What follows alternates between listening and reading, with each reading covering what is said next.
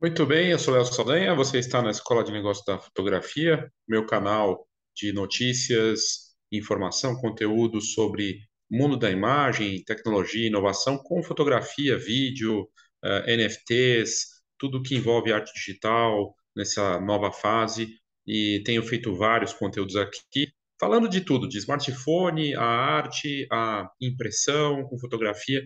É um mercado fabuloso, um mercado de fotografia, de imagem, tem muita coisa bacana. Das áreas mais, como eu posso dizer, polêmicas, né, conflituosas nesse momento se você tem uma plataforma de inteligência artificial e você usa ela para criar arte, isso é arte. Como assim, né? Hoje, você já tinha esses recursos e até coletivos que ganharam prêmios, né? Coletivos que criam algoritmos e robôs que têm inteligência artificial, um equipamento e ele imprime, faz uma arte numa pintura, por exemplo, e ganhou dinheiro, coisa e tal, mas eram humanos por trás. Agora a gente está vendo essa nova era aí das plataformas texto para imagem, né? Com os prompts. Então você coloca um texto, uma arte é, com rede neural, né, com toda essa parte de inteligência artificial, você coloca um texto lá, macaquinho pintando um quadro. E aí ele vai lá, você colocou o texto, ele faz uma arte. Detalhe importante: cada texto que você colocar vai gerar, mesmo que você repita o texto, ele vai gerar uma obra de arte única. Você deletou, refez, se perdeu para sempre. E de certa forma isso tem um lado de escassez, assim, uma coisa única ali gerada. E se você for bom de texto ou criatividade, tiver visão, você pode criar uma arte muito interessante. Fotógrafos têm descrito coisas porque eles têm uma visão técnica de experiência e conseguem construir texto. Se ele for bom de texto, se for bom de descrição fotográfica, ele vai conseguir criar algo interessante. Eu já mostrei esse conteúdo aqui anteriormente, né? Aí eu vi essa matéria, me chamou a atenção. Mas antes de entrar nisso, eu vou fazer aqui meu jabá, obviamente, né? Do Nfoto. O Nfoto é um NFT para fotógrafos e que se conecta com esse assunto por quê? Porque tem muito artista que ou está combinando a fotografia digital com inteligência artificial para criar NFTs e vender, né? O que é um NFT? É um token, é uma tokenização de uma obra, uma forma de autenticar, de dar procedência, de dar posse para alguém, né? E ainda receber toda vez que for vendido, você continua recebendo, numa nova fase de valor para a fotografia, que aparece como o setor mais lucrativo do universo dos NFTs. Eu criei a iniciativa Nfoto em maio passado, que é um curso mais com uma comunidade e que tem uma série de outras vantagens, mais de 10 horas de conteúdo que não estão aqui, não estão no canal, conteúdo exclusivo com artistas, o curso que trata mais em profundidade das questões do NFT, e você pode participar. Próximo dia 4 agora, de outubro, é a última turma. Você pode entrar na comunidade, mesmo que passe a data, e fazer parte disso. De qualquer forma, o NFT para fotógrafos, o Nfoto, ele tem esses conteúdos, tem o curso, tem uma série de vantagens. E aí vale a pena participar. E o valor promocional só agora até o dia 30 de setembro. Mas se você estiver assistindo, falar, putz, passou do horário, né, para me inscrever e ter o valor promocional para o curso e para entrar na comunidade, que é bem acessível, na minha visão, para tudo que está sendo entregue, vai subir o preço, a partir de agora vai aumentar, meio que vai dobrar o preço. Eu acho justo, a linha acho ainda mesmo que dobrando tá barato, né? Mas tudo bem. Mas se você falar, putz, não, queria pagar no valor antigo, manda uma mensagem aí para mim, né? Me manda uma mensagem, de repente eu consigo para você ainda, né? Mas fica aí o recado para você participar, tá na descrição do vídeo, nas notas do episódio do podcast. Essa publicação aqui do Nicholas Thompson no LinkedIn. LinkedIn tem coisa boa lá, não é só gente que tentando conseguir trabalho ou fazendo, né, uma figura é, corporativa só, né? Tem coisa legal lá. E aí ele é o CEO da The Atlantic, que é uma revista super celebrada lá fora, bacana o trabalho nos Estados Unidos.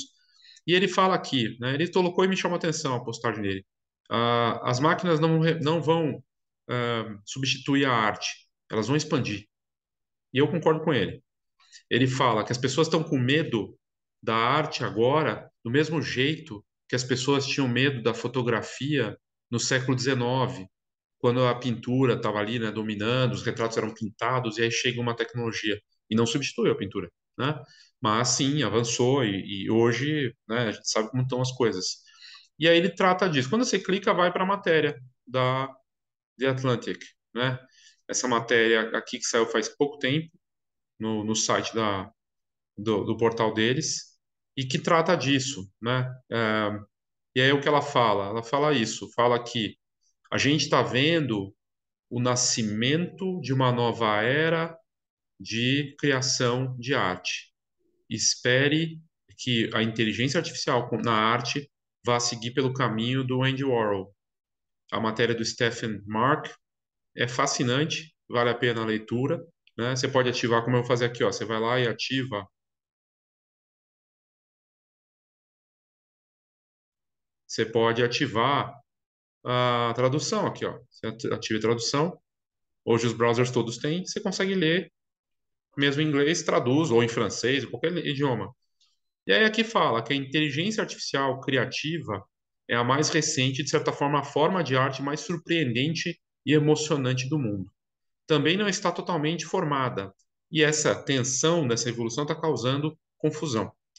Eu falei do LinkedIn, o cofundador do LinkedIn lançou algumas obras de arte com esse tipo de plataforma. Colocou textos com coisas da infância dele, criou umas artes, colocou como NFT, vendeu, faturou e usou o dinheiro para ajudar uma ONG e também para ajudar colaboradores da empresa dele. Falou, vou beneficiar quem... Eu já estou rico, ele é bilionário, vou dar esse dinheiro para os meus colaboradores. E deu. Né? Aí tem gente questionando, não, isso não é arte. Teve um cara que ganhou uma obra de arte de inteligência artificial, ganhou num prêmio desses de arte digital, só que ele ganhou usando a plataforma. E aí questionaram, como assim ele ganhou? Ele levou mais de 100 horas fazendo para chegar no resultado usando a ferramenta. Então é sobre o humano usar uma ferramenta e combinar. E a gente tem visto várias colaborações. Então é mais um recurso que te ajuda, né? Então eu acho muito interessante, eu acho que a tendência vai crescer, né? E a matéria fala disso.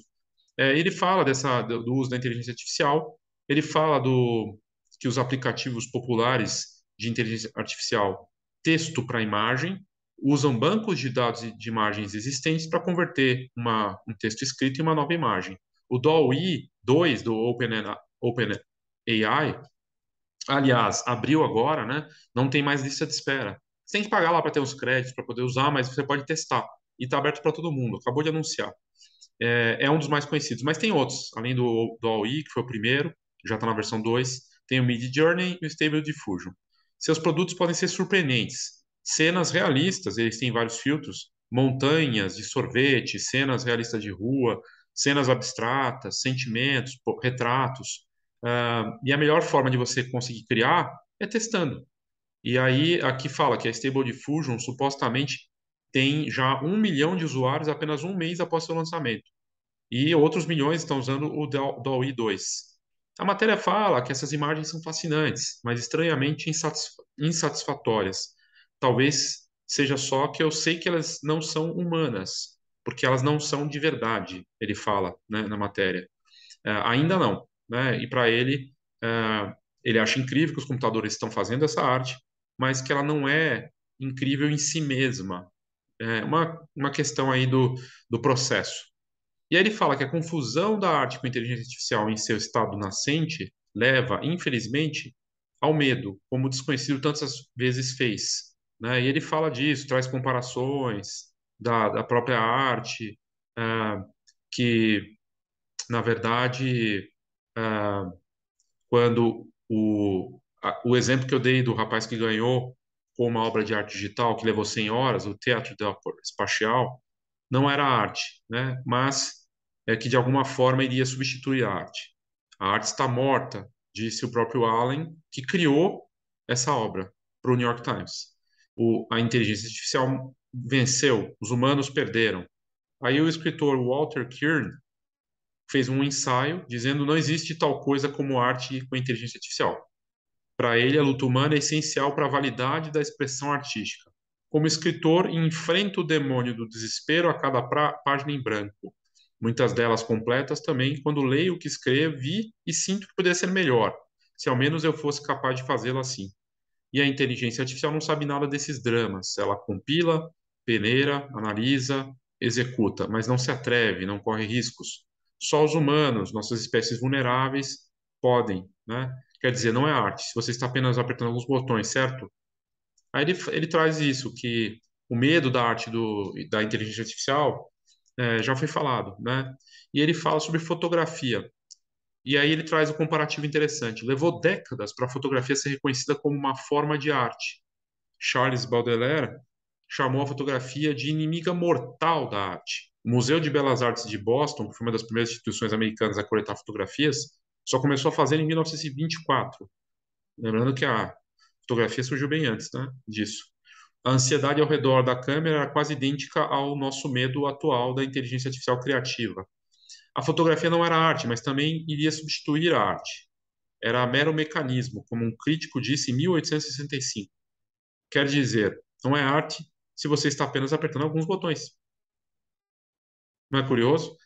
Porque o pintor ele faz arte porque ele está pintando na tela. Se ele está clicando, fazendo uma foto, ele está só copiando o momento. É arte. Hoje é reconhecido como arte de fotografia. E aí, se eu estou apertando botões no computador e fazendo ali, não é arte. Enfim, é um debate interessante, né? A ideia de que a arte é apenas arte quando mostra evidências do artesanato, né, de colocar a mão, neste momento, é tão ridícula que mal precisa ser abordada. Pessoas que dizem que qualquer um pode fazer arte de inteligência artificial são as mais recentes de uma longa linha de pessoas que disseram a mesma coisa sobre algumas das mais importantes artes do século XX. Qualquer um poderia fazer um quadro de cotejamento, né, gotejamento do Pollock. Qualquer um poderia fazer as caixas, as artes, obras de arte do Andy Warhol. Qualquer um poderia fazer a voz de fogo de Barnett Newman, né? E aí ele fala, com retrospectiva, é claro que as máquinas não substituíam a arte, ela apenas expandiu. A fotografia e os movimentos artísticos do pós-guerra não terminaram nada. Ao invés disso, através deles, coisas novas e maravilhosas surgiram. Inteligência artificial não vai substituir a criatividade. De novo, precisa do texto, precisa ter a descrição. E pode ser uma colaboração. No caso, aqui a matéria diz que simplesmente vai reconfigurar a natureza da criatividade, como as máquinas vêm fazendo desde do surgimento da modernidade. Então, vamos nos afastar do medo ridículo em direção à novidade. A inteligência artificial criativa é a arte do Big Data, talvez a forma mais direta de reprodução artística, o que poderia ser mais adequado ao nosso momento.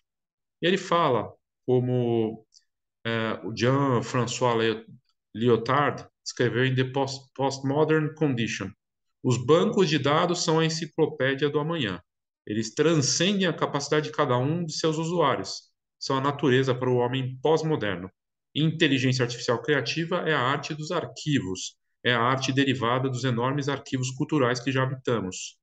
E nesse reino, uma surpresa estranha, ou espécie meio reconhecimento estranho, são efeitos comuns. Figuras estranhas saem desse arquivo, né?